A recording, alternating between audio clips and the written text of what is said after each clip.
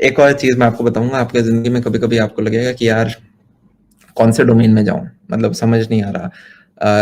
Engineering ठीक है मैं कर रहा हूँ या ये चीज कर रहा हूँ, पर मैं कुछ साथ में और एक्सप्लोर, पता नहीं कौन से में ज्यादा पोटेंशियल है। इसमें आपको हमेशा यार मैं एक चीज बोलूंगा, पोटेंशियल हर डोमेन में है। मेरे पापा एक चीज मुझे बोलते थे, अमन छोटे से छोटा काम करो, चाहे एक तो से छोटा मत समझो, कोई काम छोटा नहीं है, कोई भी काम, झाड़ू लगानी है तो बहुत बढ़िया झाड़ू लगाओ, ऐसी झाड़ू लगाओ कि पूरी दिल्ली का ठेका तुम्हें मिले। और उसी का अगर आज मैं वर्जन देखूं तो वो है अर्बन क्लैप। ठीक है, घर जा जाके बाल काटते हैं, एसी ठीक करते हैं, आपके छोटे से छोटा प्लम्बर वाला काम कर देंगे आपके घर जा जाके, पर उस चीज को एक हाई स्केल पे लेके गए। तो प्रश्न ये है, और ये रिसर्च बेस्ड है, कि कोई भी डोमेन है उसमें ऊपर के जो 20% लोग होते हैं वो नीचे के 80% से ज्यादा कमाते हैं। तो मान लो आपकी क्लास में 10 इंजीनियर बनने वाले हैं, तो ऊपर के जो 2 इंजीनियर हैं वो नीचे के 8 इंजीनियर से ज्यादा पैसे कमाएंगे। तो आपका उद्देश्य होना चाहिए ऊपर के उन 20% लोगों में आने में, और मेरी मानो तो ऊपर के उस 1% में आने की एफर्ट मारो। मान लो आपके कैंपस में एक बड़ी कंपनी आती है, गूगल, फेसबुक, कोई भी आती है, माइक्रोसॉफ्ट आती है, वो अपने बैंगलोर हैदराबाद कैंपस के लिए 100 बच्चे लेके जाती है ऑल ओवर इंडिया से। आपका उद्देश्य होना चाहिए मैं ऊपर के 2 बंदों में कैसे आऊं। यार तीसरा मेरा एक और इम्पोर्टेंट उसूल है जिंदगी का, जो मैंने पिछले 1 साल में सीखा है, वो ये कि उस डायरेक्शन में आप भागे जहां पे कम लोग भाग रहे हैं। कोई भी कॉम्पिटेटिव एंट्रेंस एग्जाम है, उसमें 10 लाख 20 लाख, कुछ कुछ में तो करोड़ से ऊपर लोग भागते हैं। सबके पास वही 24 घंटे, 8 घंटे, 6 घंटे की नींद लेंगे, वही बराबर टीचर पढ़ा रहे हैं, वही 2 किताबें हैं जो कि आपको 10 बार पढ़ के जानी है, वही बराबर सा दिमाग है। कोई प्रोडिजी है ना यार, वो 10 लाख में कोई एक होता है। मैंने तो आज तक किसी 1 to 1 किसी प्रोडिजी से मिला नहीं। तो ये सब में बराबर दिमाग होता है किसी की, ठीक है। तो 10 लाख बच्चे भाग रहे हैं, वहीं पे कुछ डोमेन होते हैं जहाँ पे सिर्फ 100 लोग भाग रहे हैं। उस डायरेक्शन में भागोगे, थोड़ा डर लगेगा आपको, क्योंकि हो सकता है आप पहले व्यक्ति हो। मेरे को एक अच्छे व्यक्ति ने कहा था, जिसकी अच्छी वर्थ है, अच्छी वर्थ का 30 साल से पहले उन्होंने 100 CR कर लिए थे। तो उन्होंने कहा कि अमन, जब भी आप अपने डोमेन में सबसे फर्स्ट कमर होगे ना, और आपको लगेगा आप सब गलत कर रहे हो, क्योंकि आप जैसे रेगिस्तान में जाते हो तो कच्चा रास्ता होता है ना, अगर पहले से ट्रक जीप वगैरह जा रखी है तो रास्ते बन रखे होंगे कच्चे।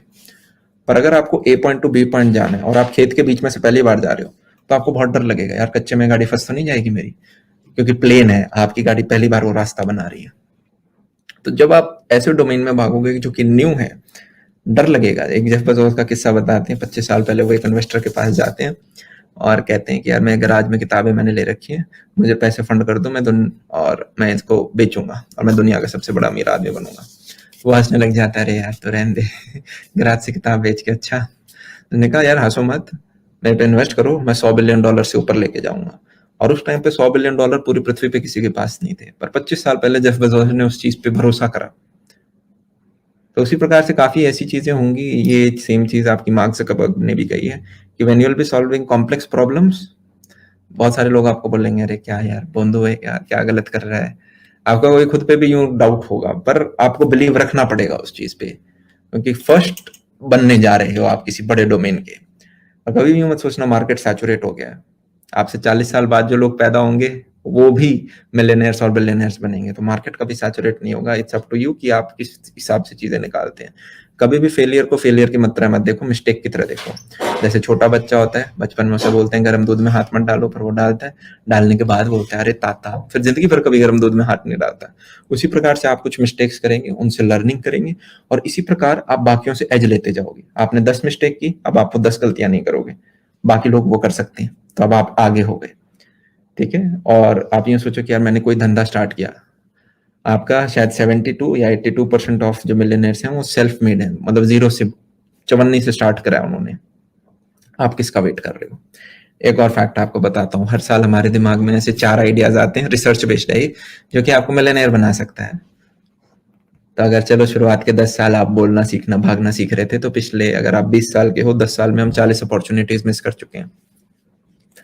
तो क्या हम बचे हुए 50-60 सालों में भी ऐसे 200-250 अपॉर्चुनिटीज मिस करना चाहते हैं।